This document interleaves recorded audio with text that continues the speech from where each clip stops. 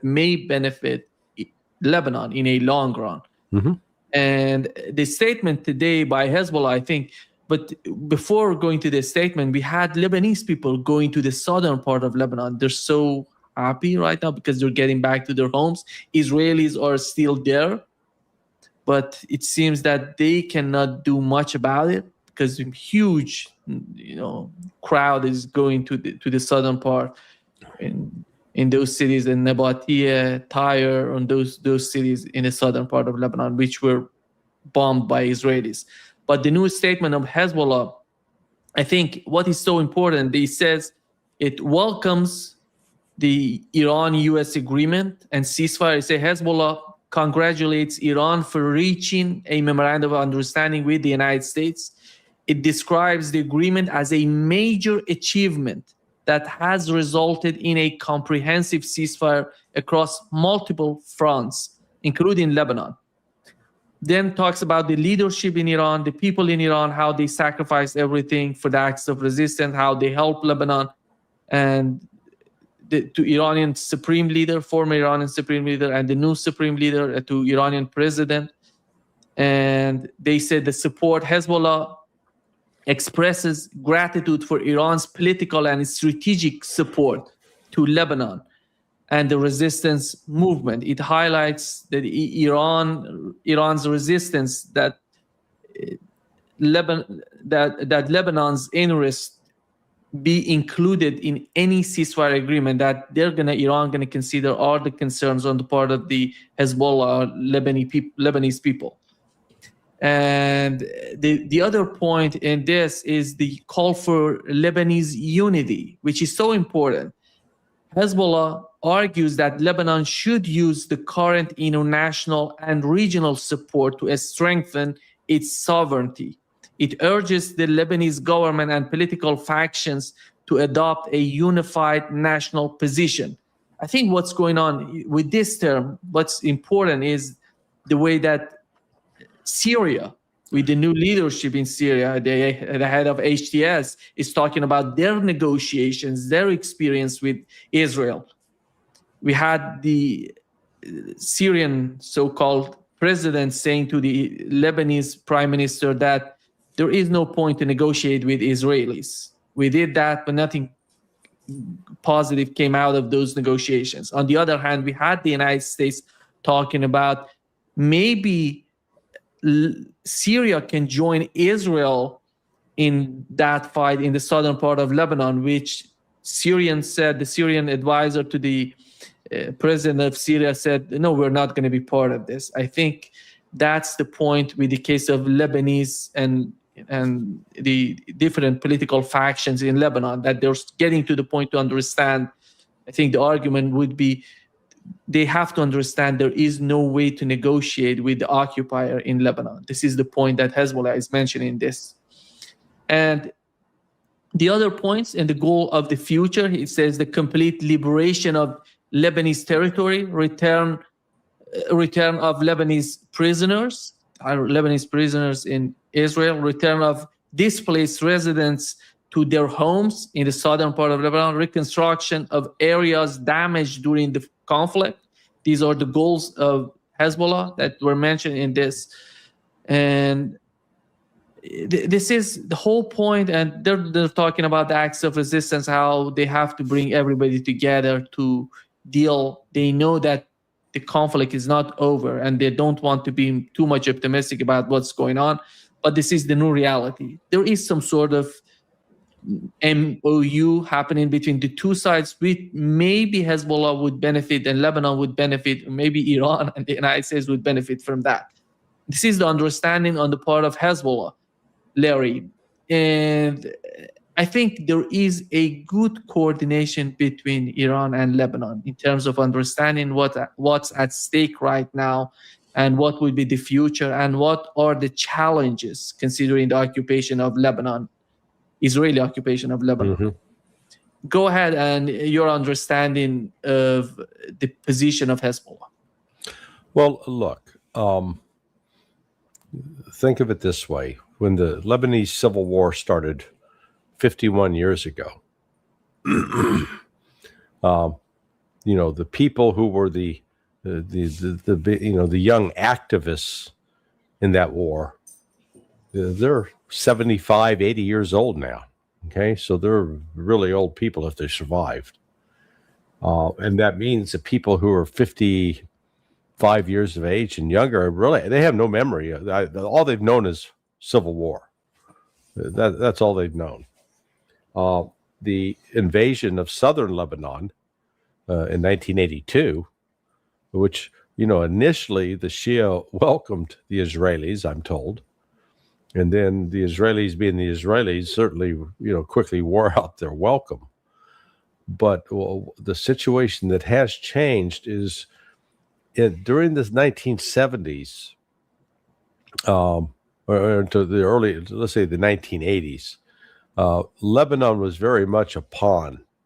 It was a ping pong ball. It was caught between the Israeli efforts to control it, Bashar Hafez al-Assad, the father of Bashar al-Assad, and his support for Amal played an important role in meddling in the politics of Lebanon. And, there was that, I think back then, the tensions between the Sunnis and the Shia were higher because of, the previous massacre that Hafez al-Assad had carried out. And Israel wasn't quite as, I don't know if you want to say it was as strong back then, but Iran was just, Iran was new. It was just, barely getting on its feet, trying to figure out what to do. It wasn't flush with resources. So where we are right now is, for the first, really the first time since Iran's establishment in 1979, has committed to fighting on behalf and in coordination with Hezbollah. And the Lebanese government is too weak to take on Hezbollah. The Lebanese army, at least 40% of the soldiers are Shia Muslims, with relatives that are tied into Hezbollah. So, that's, there's not a military solution in Lebanon. It's not a matter of saying, okay, we're going to restart the civil war and expand that. So, Israel is once again caught by, thinking that it can militarily change Lebanon, eliminate Hezbollah, not going to happen. Get control of the government of Lebanon, not going to happen. And so I did see a report before coming on with you that the Golani Brigade is withdrawing. They're taking a break. They're going on R&R, but they're essentially withdrawing from Lebanon. So we're starting to see that maybe this MOU that is supposed to be signed on Friday may actually have some teeth to it, because the Iranians are firm that it says immediate and permanent ceasefire, which effectively means Israel's got to pull out of southern Lebanon. And I think that's fully the expectation on the part of Iran and Hezbollah. So if that doesn't happen, then that unravels this agreement right off the start. That's why it doesn't even get it's stillborn. It's dead in the crib, so to speak. And so, that's one thing we're monitoring this week, monitoring today. Is there any sign that the Israelis are moving out, or are they continuing to attack? And by tomorrow, they most definitely should be moving and disengaging. But I suspect that they won't do that because there's not political support in Israel for that move. And unless Donald Trump really pulls the plug on support for Israel, which is he has the power to do it, but I don't know if he has the political will to do it. I doubt he has the political will to do it. So that's why I call this agreement, this MOU, I call it the IOU MOU. We'll see. It's because it's not guaranteed that it's going to be signed, and we don't even have clarity yet on to look at what the document the United States has with the document Iran has. Let's see them both. Put them out there. Let's compare them side by side, because we're hearing different things from the United States side. As you mentioned, J.D. Vance is saying something completely different than what the Iranian version says. And whether it's, that Iran, U.S. says Iran can't charge tolls. Iran says, hell yes, we're charging tolls. They just don't use the word toll immediately. This withdrawal out of Lebanon, immediate, permanent. From the Iranian standpoint, that's what their document says. No sign the United States is enforcing that. $12 billion up front. And the United States says, oh, hell no. They don't get that up front. Immediate sanction relief. No. There's not immediate. There's got to be. So I said this is the two sides are just sort of engaged in self-delusion, I think. They tell themselves what they want to hear instead of stepping back and say, okay, what does it actually say and what's the other side actually doing? Yeah. We've learned from both sides, J.D. Vance today and the Iran's foreign ministry spokesman, Ismail Baghai. He said the same thing, that they're going to release the document on Friday. As they sign it, they're going to release the document for everybody to see and to read the document. The points, 14 points in that MOU. And here is what he said, Iranian side said today about, according to the MOU, Iran will be responsible for managing passage through the Strait of Hormuz in coordination with Oman. Iran is not seeking to impose tolls. However, in return for navigation services, environmental protection, insurance, and other maritime services, Iran will collect the necessary fees.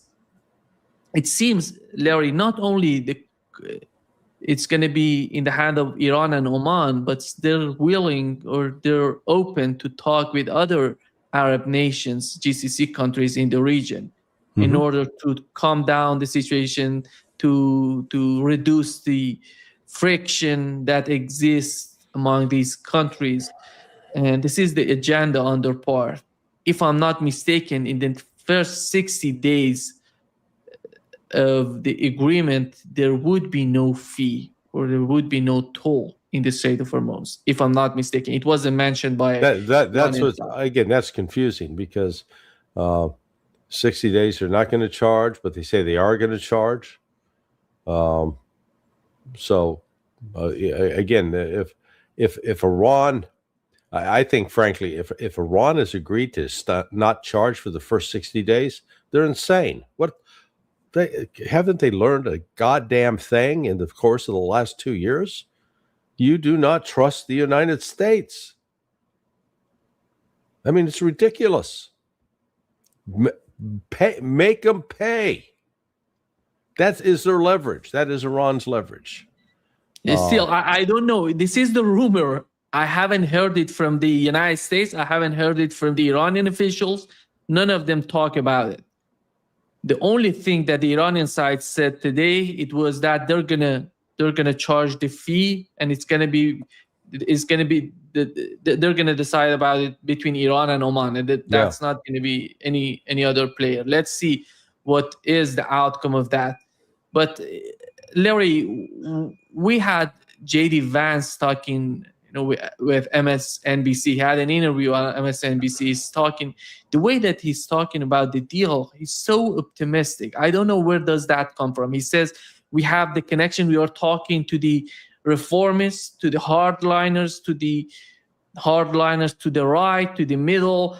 We have connection with all parts of the government in Iran, and the negotiation, the talks are happening. It's not, and he says that he's not talking about the back channels. He's talking about direct talks, direct negotiations between the two sides. I haven't seen any sort of evidence to support that. I think he's making things up. Yeah, I agree. Let me put it this way: if it's true, then that's a welcome development. But Iran's you got to have some clear benchmarks of what is going to happen on Friday. The minute they sign on Friday, does Israel magically withdraw from Lebanon? No, they got to be on their way out before then. The Iran, frankly, looking at this deal, overall, I think, the more I look at it, the more, and I'm basing this upon what Ismail Baghai said. It's a terrible deal. It doesn't serve Iran's interests. I mean, frankly, it's naive. What did he say? Well, he said the release of Iran's frozen assets, compensation for war damages are two key priorities. Of course they are. And the United States is committed to implementing them. Excuse me, but fuck that. What's the date? When? Specific. That by Friday, the United States is going to lift sanctions. But they don't do that. So, it goes on to say Iran considers access to assets a legal right and continues to firmly demand compensation for this unlawful war. Demand all you want. Put it in the specifics that Iran is submitting a bill for, say, $300 billion, and the United States agrees that will be funded and paid. You don't get that. Under this memorandum, the United States is obliged. How are they obliged? They're not obliged. They don't have a gun to their head yet. This says to lift all primary and secondary sanctions. It's like, for God's sake, is the Iranian delegation really this damn naive? Oh, the United States promised, they're obliged. They're not obliged by anything. They have no obligation. There's not a legal obligation. You don't have their troops trapped where they're saying, okay, yeah, well, let our troops go and we'll give you these things. So that's what I say. This is, the more these details come out, I think that one conservative member of the Iranian parliament, I think he's exactly right. I think, frankly, Arakchi probably ought to be removed from office over this. Yeah. Yet we don't know exactly what's going on in that document, because if you look at what J.D. Vance just moments ago said on CNBC, he said that we don't have to give Iranians anything if they don't make the commitments that we want long term on the nuclear program. Yeah, that's what you said. So there's. I don't know what's the issue with the nuclear program. The nuclear program, they have just issued that's part of the MOU, if I'm not mistaken. Iran has declared that they're not pursuing nuclear weapons and they're not going to produce it, buy it from somewhere else, and that's the whole point on the part of Iranians. So if that's not the issue, what else do they want from the Iranian side? Yeah, surrender. That's what they want. They want surrender. This is the Iranian foreign ministry is really, they've been, I guess they're trying to accommodate the Pakistanis who've been pushing for this broad agreement, and there are no, just the language like where he keeps saying the United States is obligated to do this, or it's obligated to do that, or it's committed to do this. Okay, how are they obligated? All they've got is all you've got is their promise that we're going to do this, but they don't give a specific date and time for doing it. And it's like, didn't Iran learn anything under the JCPOA?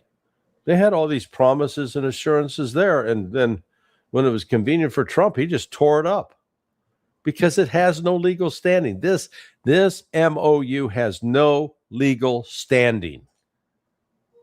It's just a promise between two people to say, it's two different groups giving assurances to the other side. Oh yeah, we're serious about this. Well, one side is let me put it this way: one side is lying, and that's the United States.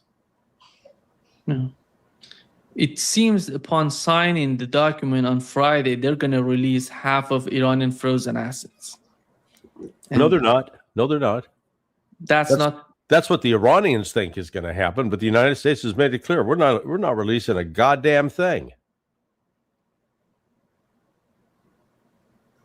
I think there is a lot to be learned about this document. That's why I said, a lot of questions. Yeah, I mean that's why I say that the United States needs to release its document. Iran needs to release its document. Let's put them side by side and see, do they say the same thing? I bet you they don't.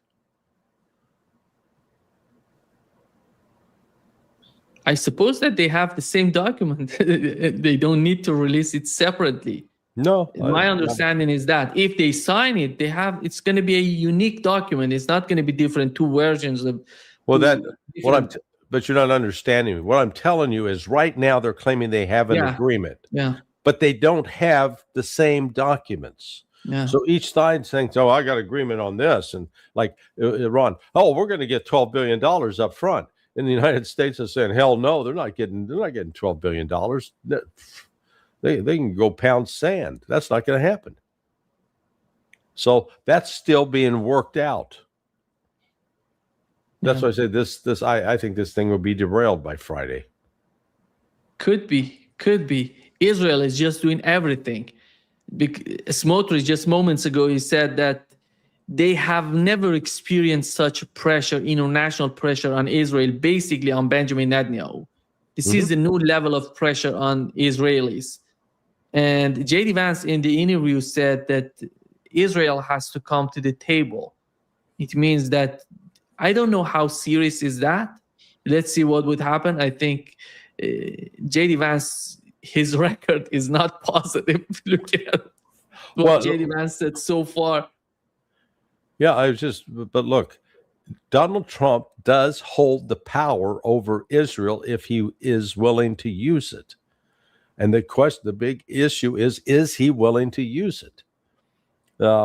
Israel depends right now on U.S. air refuelers in order to carry out strikes on Iran.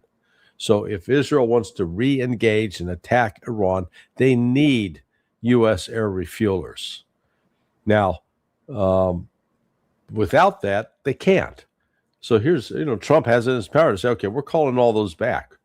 We're ordering all U.S. assets to return immediately to the United States. That would send one message to Israel. Yeah. Here is J.D. Vance. We are extending an open hand to Iran. If they want to change their relationship with us, we will change our relationship with Iran. And I think it's too far to say that, because you're fighting. You basically are fighting each other right now. You have some sort of document, a new sort of understanding, memorandum of understanding, and you're talking about far away from the point that you are at right now. And the other point in what J.D. Vance said, that I think there are elements, he says, within Israel that like the deal quite a bit. I think this is a total lie. Have you seen anything coming out of Israel that somebody or some people, some factions within the Israeli government or Israeli society who are important among the decision makers in Israel that are happy with the deal? Well, I don't know. Have you seen any evidence whatsoever? No, I haven't seen. There's nobody in Israel happy with this deal at all. So that raises the next question, that Israel left to its own, if it can rely upon U.S. support, it's going to do whatever it wants. But it looks like Trump was mad enough that he may have forced the issue. So we'll see. I said, Trump, the Israelis do not have KC-135s. I checked that. I thought they did, and I started researching it last night. I was shocked to discover they don't. So they use an older variant of. They do have air refuelers, but they don't have the fleet that the United States has. And frankly, those planes that had been based forward at Prince Salad Air Base is one of the major refueling stops. Now, but Israel in the future, they're not going to have permission to overfly Saudi Arabia. So if they want to attack Iran, they're going to have to fly over Syria and over Iraq and over Jordan. If Iraq had air defense systems worth a damn, then Israel wouldn't be able to overfly that. But Iraq doesn't. So Israel just ignores them and keeps flying. Yeah. I think the GCC countries are happy right now because if the strait is working, if there is no blockade in the Strait of Hormuz, outside of the Strait of Hormuz, they're going to be able to export more energy, oil, whatever they have. But you remember the damage that has been done during the war. It may take time for them to. Oh no! Wait a second. It's don't say may take time. It is going to take time. There is physical damage to oil wells, and especially in Qatar to the liquid natural gas facility, that some say is going to take a year to repair. And if that takes a year to repair, that means the whole issue of helium production, man, that's out the door. So right away, you're 10% down in liquid natural gas, 44% of the world's helium not coming out of the Gulf right now. So this, even if the Gulf is opened on Friday, unrestricted traffic, number one, you got all these ships that have been sitting there for 3 months. They've got barnacle buildup. They're not ready to go back to sea. They're going to have to be serviced. What is that? 200? I've heard as high as 1,000 ships, and some say that's just 200. But it's a large number of ships that are going to have to get serviced before they can even begin to go out back to sea. Then the damage. I don't think we've got a good, accurate assessment of the damage to the oil wells. How much can actually be pumped? How much can actually be put on board ships? And then once you get it on the ship, you're looking at anywhere from, I guess, the soonest it can get to a location might be a month. And in other cases, it could be 2 to 3 months. Those ships will be at sea heading for their destination.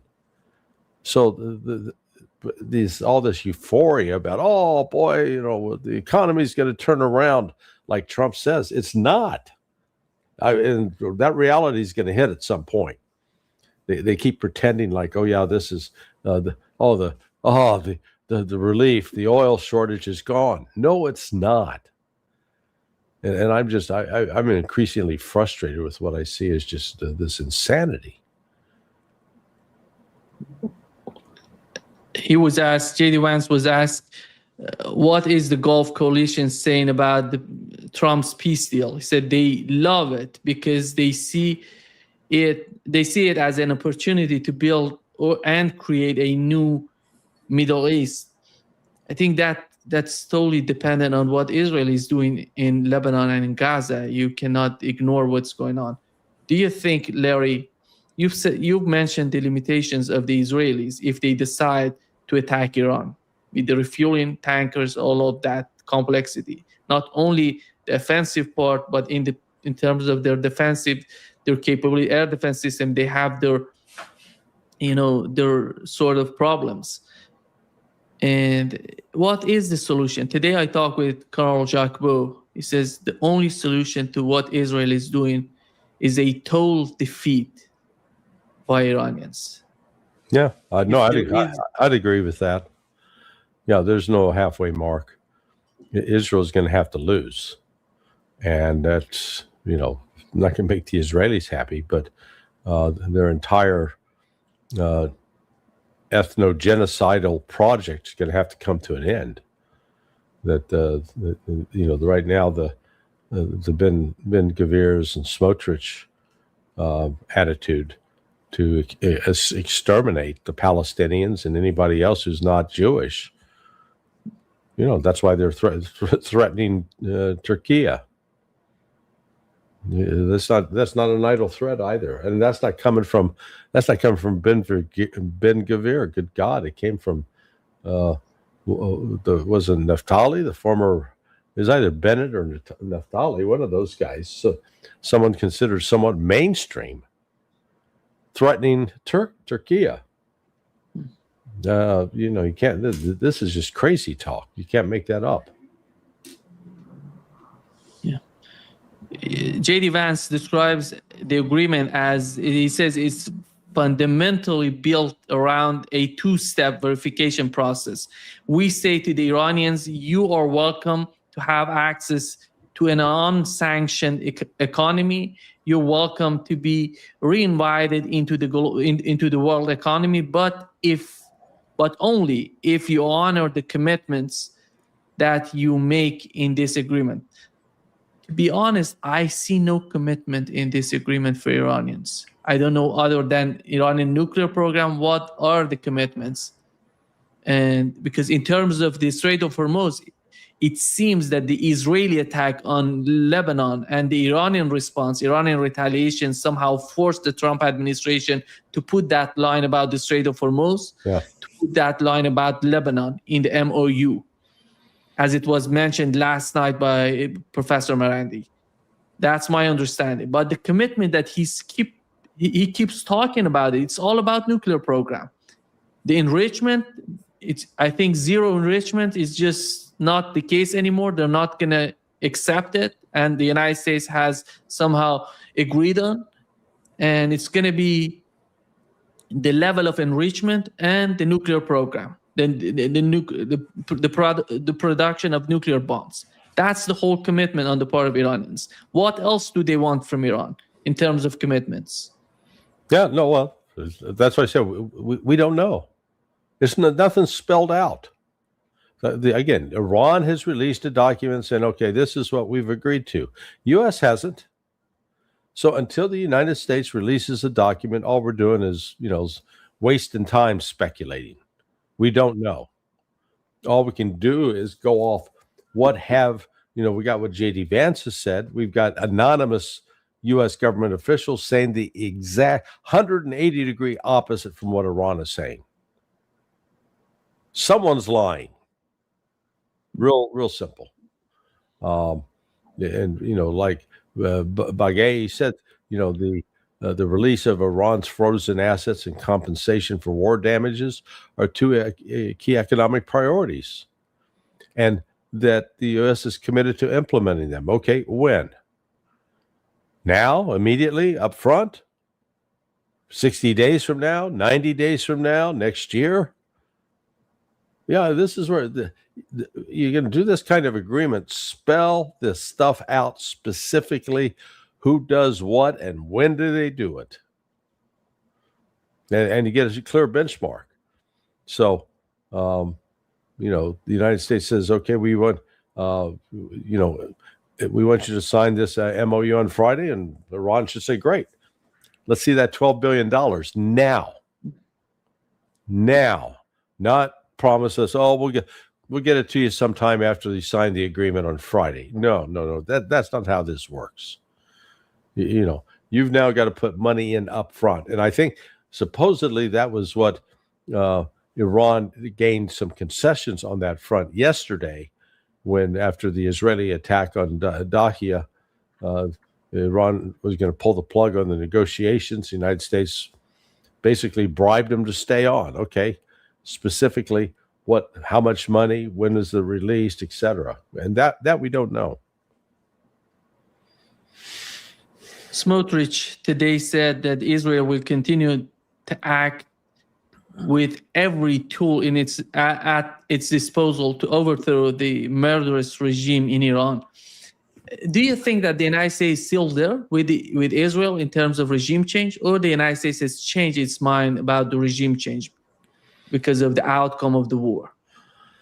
Well, it doesn't matter what the U.S. mentality is, whether they change their mind or not. The reality is the United States cannot change the regime in Iran. So, whether they believe and want to do it or not, that could be a policy priority. But again, this just highlights the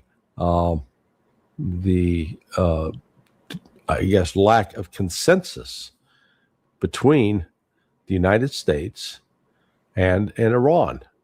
That we've got two different agreements, I think, and they haven't been reconciled yet. Yeah. Ben-Gvir. Here is what Ben-Gvir said moments ago, Larry. A sovereign state is not a subcontractor of any superpower. It's not obliged to agreements that shut down its ability to defend its people. In the face of existential threats, we must act under external pressure, but according to our own conscience. Just as a person is obliged to do what is necessary to protect his home, the state of Israel is obliged to do everything necessary to protect its citizens. Is that, I think the whole concept of occupation right now is the main issue when it comes to Lebanon, to Gaza, and to Syria.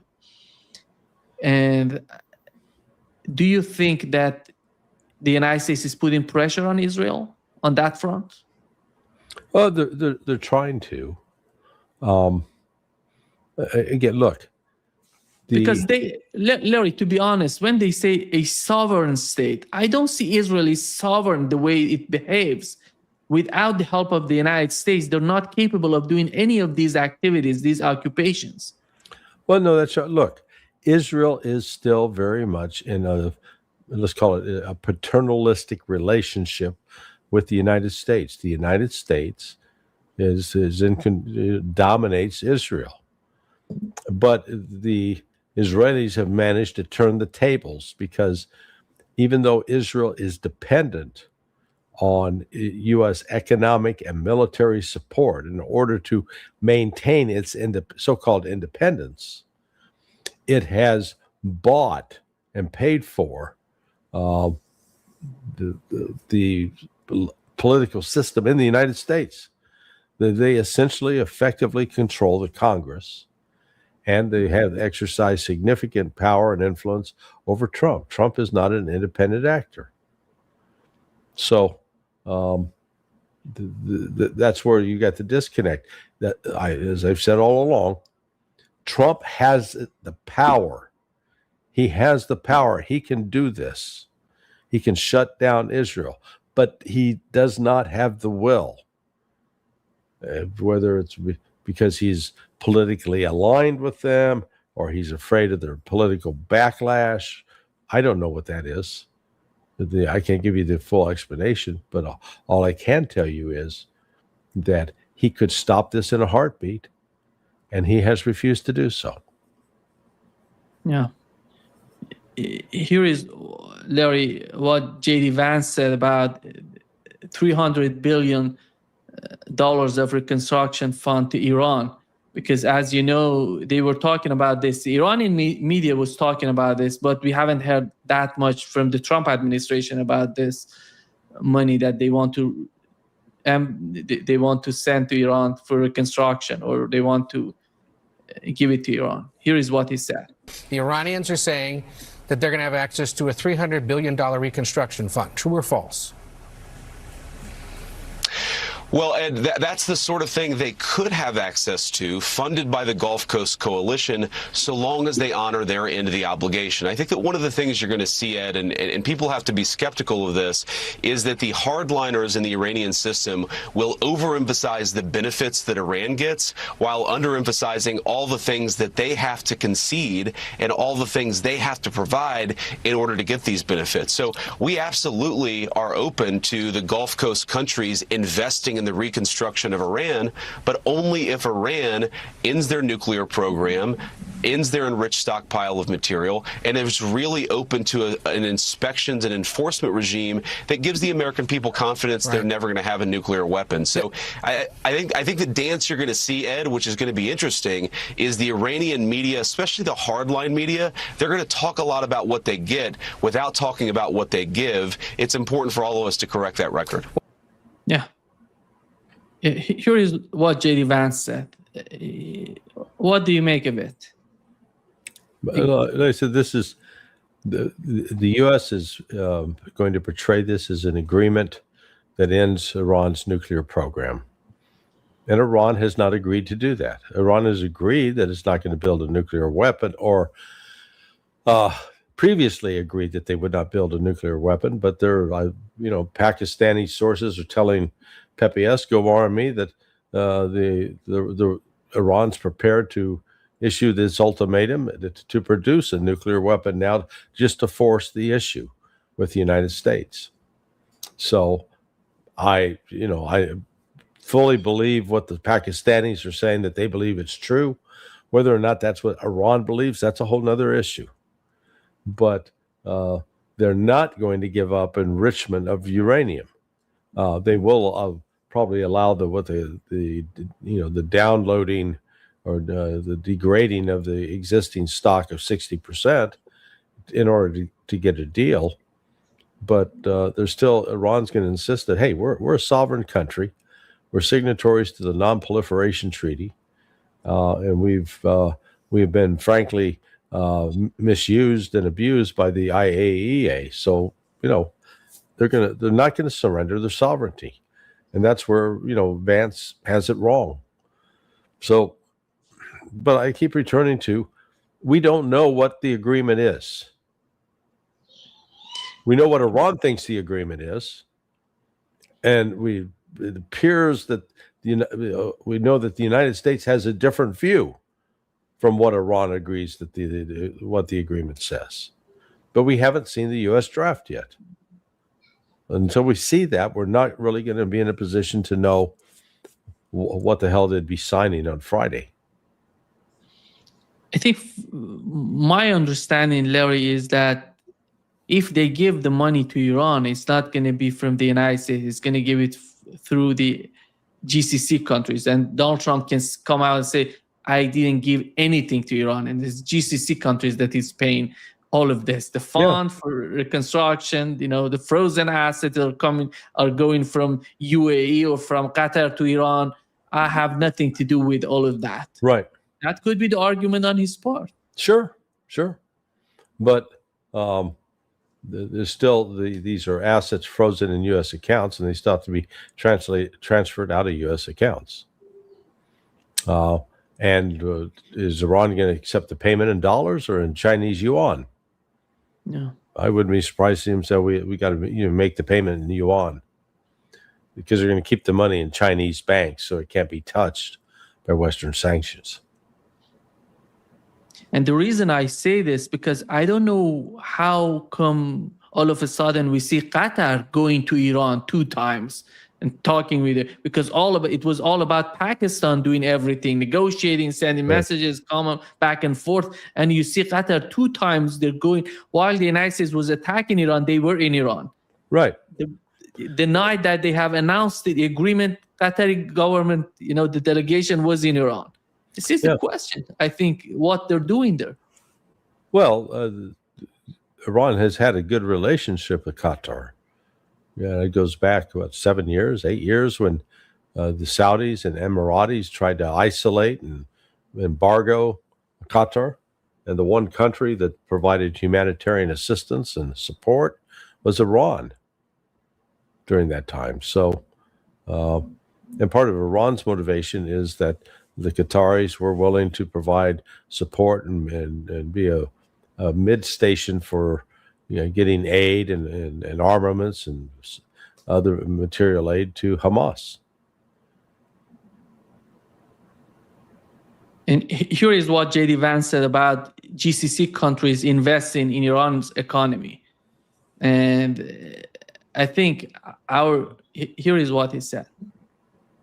Are open to the Gulf Coast countries investing in the reconstruction of Iran, but only if Iran ends their nuclear program, ends their enriched stockpile of material, and is really open to an inspections and enforcement regime that gives the American people confidence they're never going to have a nuclear weapon. So I think the dance you're going to see, Ed, which is So talking about trying to go back to the JCPOA that they tore up. So exactly. Yeah. Exactly. I think that's the outcome, because they kept this argument. If you recall, they kept it's all about the Iranian nuclear program. They have never accepted Donald Trump, at least, and his administration, that they wanted to do regime change. They said it, but they didn't say it is a regime change. It is some sort of regime change. We're going to change the leadership. We're going to do this. We're going to do that. Nothing of that sort has happened. But whenever the mainstream media was asking them, what is the off-ramp? The only thing they were telling us, they said, nuclear program of Iran. They have to say they're not going to produce nuclear weapons. And Iranian nuclear program, it seems that the United States backed down on its position. No enrichment, gone. That 60% enriched uranium that's going to go to the United States, that's gone. It's going to stay in Iran. If they decide to downblend that enriched 400 kilograms of enriched uranium, is going to be in Iran, not outside of Iran. Right. So they have the off-ramp. They have created the off-ramp for themselves. You mean the U.S. has created the off-ramp, or Iran? The United States, because they said it's all about the Iranian nuclear program. Here is J.D. Vance talking about if the GCC countries want to invest in Iranian economy, the main problem would be Iranian nuclear program. I think there is no problem with that. Iran has, they had it, as you mentioned, the JCPOA, and nothing has changed since then. But let's be clear. The whole focus on the Iranian nuclear program is just an excuse. This was not about Iran getting a nuke. That was the excuse, the justification that was used for starting this war, because Iran had been very explicit in his public comments that it was not interested in a nuke. And the only reason it went to the 60% level was to try to compel the West to come back to the negotiating table that ultimately the West walked away from, and Donald Trump tears up the agreement, and France, Germany, and the UK, they don't do what they promised to do. And so Iran, after having made a number of concessions and allowing all these IAEA inspectors in, gets no sanction relief. So this is, like I said, this is just an excuse, and that's where I think, I think Iran needs to do a better job of defining its interests and just asserting, say, hey, this is our interest. This is what we're going to do, and we're not going to be held hostage by the rest of the world. They've got the backing now of Russia and China, and they should play that to the hilt. They've got their economy, I would argue, is more open now. They've got better economic options now than they did 3-4 months ago, by virtue of these relationships with now Russia and China, and the fact that they've got trade routes open in the East. They're not dependent upon selling things out the Persian Gulf. I think the outcome of this war is that all these GCC countries really want to improve the relationship with Iran. Well, yeah, I mean, they've. It depends on the deal. Iran has had diplomatic relations with the Saudis since 2023, so it's been more than 3 years. That was restored, and that's real. they've had a longer relationship with Qatar, and they've even sent they've had the delegation exchange with the United Arab Emirates. So I think the Emiratis are starting to see the writing on the wall that there may be a new sheriff in town, that Iran's position is going to grow stronger, and that of the United States is going to grow weaker. So they're not going to tie themselves necessarily to the United States. Yeah. Laurie, do you think that Saudi Arabia, Qatar, and Turkey, with the problems that they're facing in Syria, are they going to help the case of Lebanon and Gaza, or they're going to stay in the same position that they were before? How the outcome of this war for Israel going to change their mind toward Israel? Well, rhetorically, it's changed, but I haven't actually seen policy, particularly a policy change from Turkey. Here's Erdogan allowing Israel to threaten him, and he permits the oil to continue to flow to Israel. No, he's just sending the sign that he's Israel's bitch. He's not a big leader. He likes to think he is, but he's still just doing the bidding of Israel. So we're not going to see a change in this until the Gulf countries, the countries with oil, stop supplying oil to Israel, and they put the pressure and say, "Hey, this genocide is going to stop, or you're not going to get a drop of oil." Period. They haven't done that yet. They may be heading in that direction. Pakistan is still busy working up this Gulf, let's call it a new sort of Gulf Cooperation Council, but it extends beyond there, a regional military alliance with Egypt, Turkey, Saudi Arabia, Pakistan, and Iran. That could be formidable. Shifting the gear a little bit to Ukraine, we had a huge attack on Kiev. 60 missiles together with drones attacking Kiev and destroying. How do you see the way that Russia is redefining or reorganizing itself in Ukraine? I don't think it's reorganizing itself. It's just it's expanding the offensive. The part of the constraints in the past were they were not sufficiently built up in terms of their reserves to risk actions that would engage the NATO countries, bring the NATO countries in. I think now Iran is at a stage where they say, okay, if we have to fight NATO, we can. We got enough personnel, we got enough artillery shells, we have enough ballistic missiles, we have enough cruise missiles. Yeah, we're prepared. We can take on the West if necessary. So that's where it is. Yeah. I don't know if you see any sort of escalation between Russia and Europe happening while having these sort of new attacks. I would say new escalations in the war in Ukraine, because Russia, it seems that they're getting serious and putting an end to the war as soon as possible militarily on the battlefield.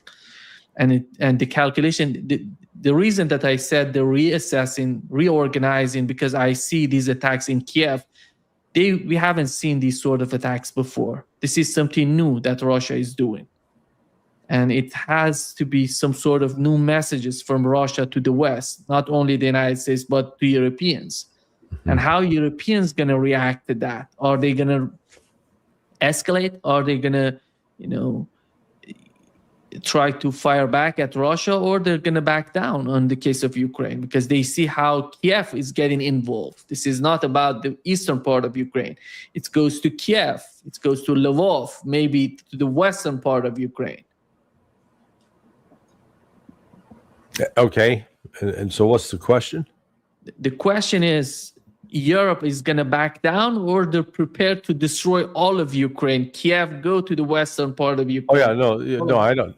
Well, some of Europe is going to back down, and some of Europe is going to, the UK, the UK is the biggest offender. They're gonna press and press and press to expand the conflict, and they may very well get hit.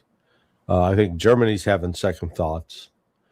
France appears to be also equally involved with the UK. So, you know, the European the war is probably definitely going to spill over and involve these European countries, and they're going to be hurt. And Russia is, I think, preparing for that contingency.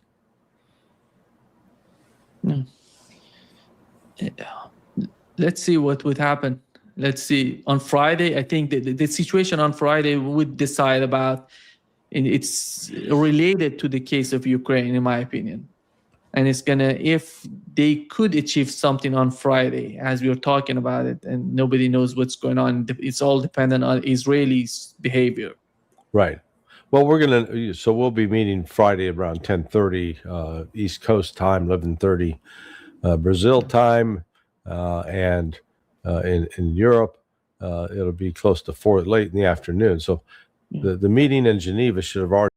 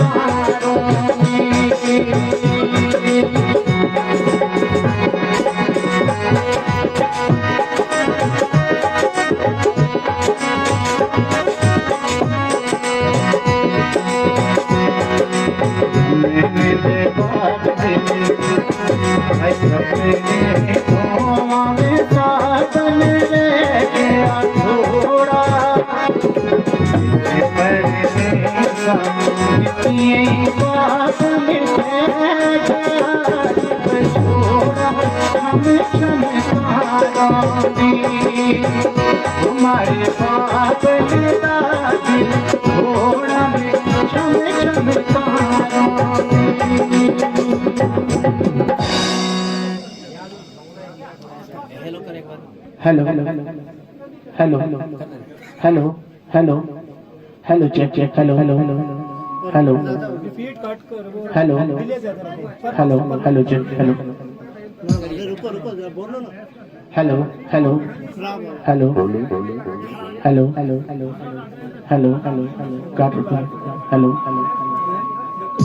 hello, check, hello. Hello ठीक hello hello hello hello check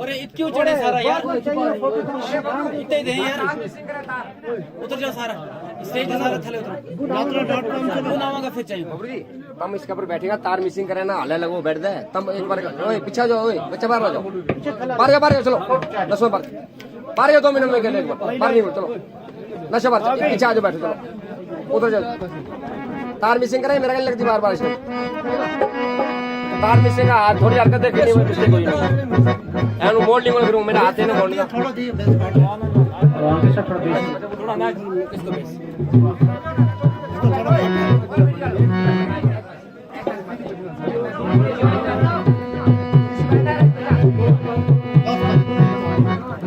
बराबर हो जाओ